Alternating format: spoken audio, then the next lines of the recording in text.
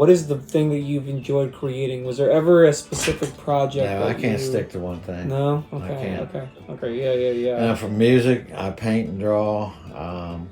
I call myself an artist craftsman because I can think it, I can draw it, and then I can turn it into reality. All right.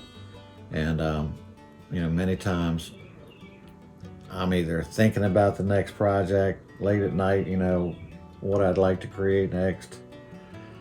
I just, I'm a very creative person, so I mix it up and keep life, interesting. But as you can see, I've collected tools for about, I'm 67, so I've been collecting tools since I was 15. I've had my first anvil when I was 15. Oh, okay. But there was, I guess in terms of a knife, was there any particular knife that was incredibly special to you, or was there your first knife, or I'm just curious? No, or just. Most of my first knives were pretty small because of my equipment. I didn't have a professional grinder at the time. Right. I was using these small grinders here. That restricted me in some respects. But yeah. I've made some larger knives, and I've never had the desire to make a sword. I just don't see the purpose. It's a lot of work. It's different from a knife. I mean, it's right. It's like I said, I want my knives are tools. I want them to be used, so I make them so that they're extremely durable and maintain a good cutting edge and practical. So I have several that I can't part with.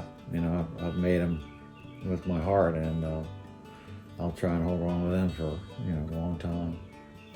Oh yeah, absolutely. Yeah, I like how you say that you don't necessarily have a particular thing that you find special. It's like all this is very important, or everything that you've done. Promise and all different kinds of art. I agree. No, that's a good. That's a great way to see it. I mean, technically every project you make is. Yeah, it's incredibly special. It's important. Yeah, it's the fact that it's unique. There's only one knife like that in the world. Absolutely. It's not a. Doesn't matter. Name names, but the stuff you can buy in Walmart. Exactly. No. Well, that's the thing. When you make it by hand, even if it's a Bowie knife, it's still a Bowie knife made by you. Mm-hmm. So that's what gives its uniqueness, I think, and distinction from every knife in existence, because you made it.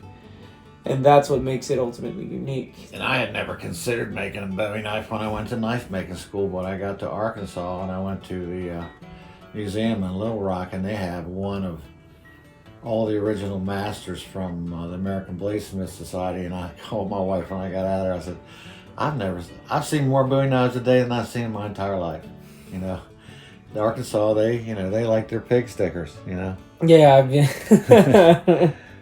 no, I bet. No, that's where the Bowie knife was invented, and well, that's where there was larger knives, but the reason that Mr. Moran made his first school in Washington, Arkansas, was that's where a blacksmith named James Black purportedly made the first Bowie knife for Resin Bowie, who gave it to Jim Bowie.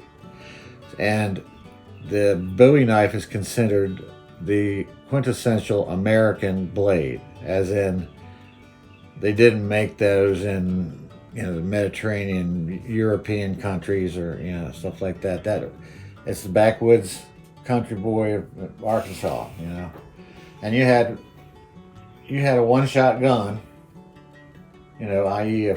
either a flintlock or a and then after that it was whatever, if the fight needed to continue, then you went to something sharp, exactly, tomahawk or a big knife. And a Bowie knife, the blade is like 16 3/4. Yeah, it's basically a short sword. yeah, I was fascinated with it when I saw it.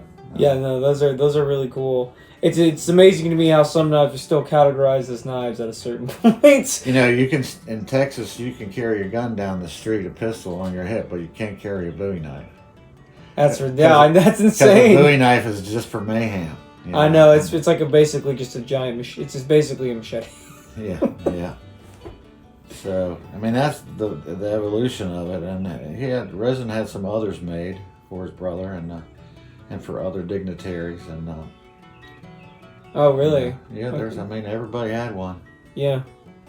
If you're going out to the saloon, you gotta be packing something, you know. And the visible, you know, the visible. Oh yeah, very easy to Yeah, notice. say I don't think I want to mess with that guy.